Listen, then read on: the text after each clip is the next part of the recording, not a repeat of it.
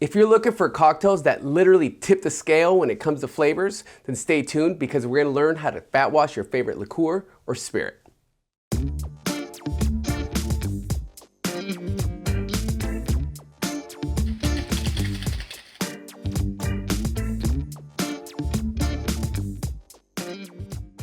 Welcome to Cocktail Limelight. I'm your host, Erick Castro, and today we're gonna be learning how to fat wash your favorite spirit or liqueur. And not only are we gonna be getting a primer on it, but we're also gonna be learning some real world applications. Basically, fat washing is super simple. All you're really doing is taking all of the flavor from a fatty source and infusing it into your favorite spirit. And when it comes to infusing this flavor in cocktails, oftentimes you'll see it done with macadamia oil, olive oil, and even bacon fat. But today we're gonna be using coconut oil.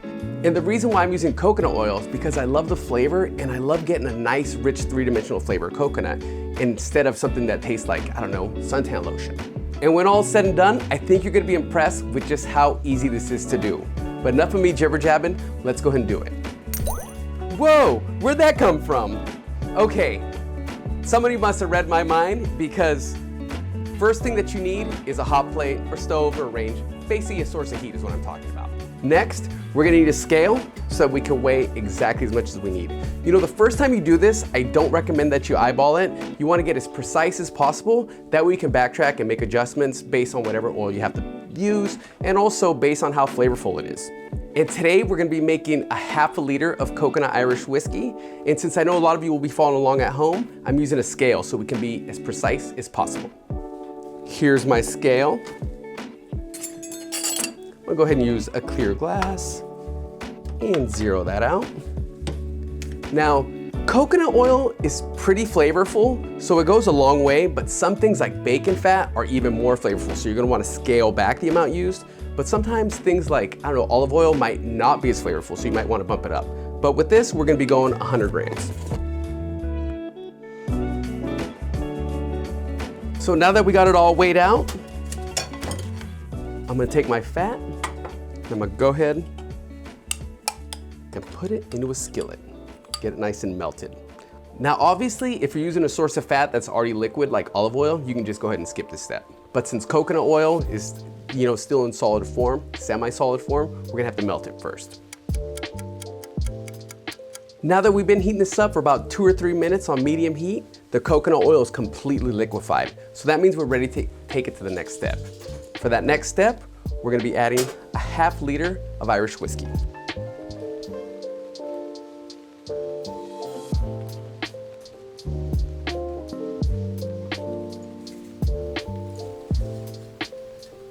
Gotta get every last drop. We're gonna pour the Irish whiskey into a container. You wanna make sure it's a container that can actually withstand heat because this stuff is obviously pretty hot. So now that we have our coconut oil and the Irish whiskey in there together, we're gonna put the lid on real tight so it doesn't spill and give it a good bit of agitation. You basically want to agitate it a bit so all the delicious flavors and coconut rich flavors integrate really well with the Irish whiskey. You basically want them all to become friends and have a quick chat. Now I know one of you out there is gonna be a wise ass and be like, hey, I have that same hot plate. The red light wasn't on. That means the thing wasn't turned on. You know what? You're right. We actually did that in a proper kitchen and this guy is just for looks. Sue me. It's Hollywood magic, baby. Now that we have our coconut oil and Irish whiskey in there, all agitated and shaken up, we're gonna set aside for about 2 or 3 hours and let all the flavors intermingle at room temperature. Ting! Now that it's been about 2 or 3 hours, I'm actually gonna take this combination of flavors here and stick it into the freezer so that the fat can freeze up and separate from the Irish whiskey. And just like that, it's all done. Now for this next step, we're gonna have to separate the frozen coconut oil from the Irish whiskey, but luckily it's gonna be really easy. But before we pull the fat out, I wanna mention, did anybody notice that we got a manicure? I mean, look how good these fingers look, right? I mean, I figure if the camera's gonna be zooming in on me, I might as well be looking good, right? It's because of that, I think it's a damn shame to have to put these gloves on, but you know what? Food safety is a thing, and I like to comply. Time to put this glove on. So this frozen puck is actually easy to come out because, like I just said, puck, it comes out like a big frozen just piece of muck. So really you just need to grab like a paring knife or something and pull it right out. I'm gonna give it a shake so all the tasty whiskey comes off and none of it goes to waste. Now for the most part, that got like maybe 98% of all the particulates out, but there are still a few little stragglers in there. And even though they're not all that disruptive, you really necessarily wouldn't want it to come through of like a stirred cocktail. It'd be kind of just a little gross. So what we're gonna do is take a funnel and a coffee filter and just strain it out. So if any of you ever made pour over coffee or strained anything out, this will be super easy. And honestly, it goes by pretty quick. But what it's really doing is that, yeah, it's stripping out all those nasty little stubborn particulates that didn't want to come out as a big frozen puck.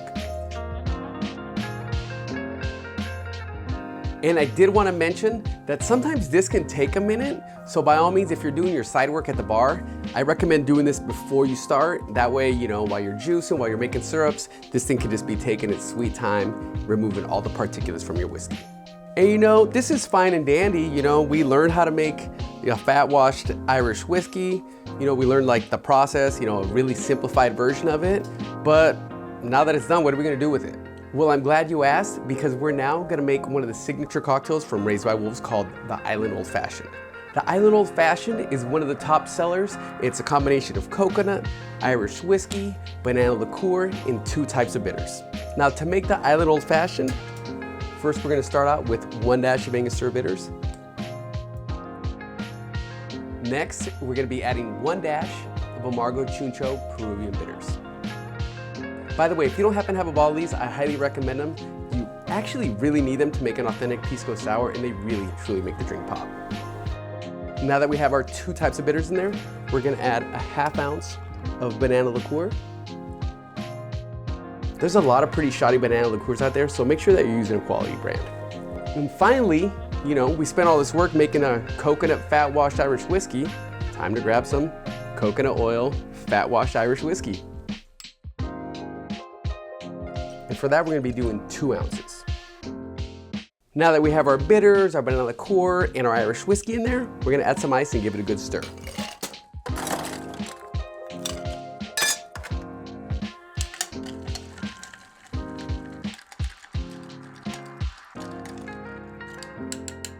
Now that the drink's all done, let's go ahead and pour it out over a nice big rock.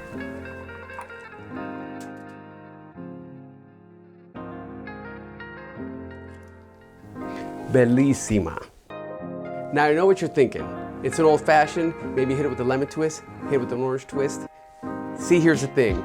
We tried it with those, it doesn't work. The cocktail really relies on the garnish to actually bring all the flavors together. And that garnish is freshly grated nutmeg. As I've said before, freshly grated is the only way to go. You don't want to use the stuff that's been pre-powdered, it's just no good. It actually ruins the drink. When instead, you could use freshly grated stuff and it comes out that much better. Now let's grate some fresh nutmeg over this bad dog and really bring it to life. And there you have it, the Island Old Fashioned. But I'm not ready to sign off just quite yet, because first, you know, I want to make sure that it gets a seal of approval and give this drink a little sip.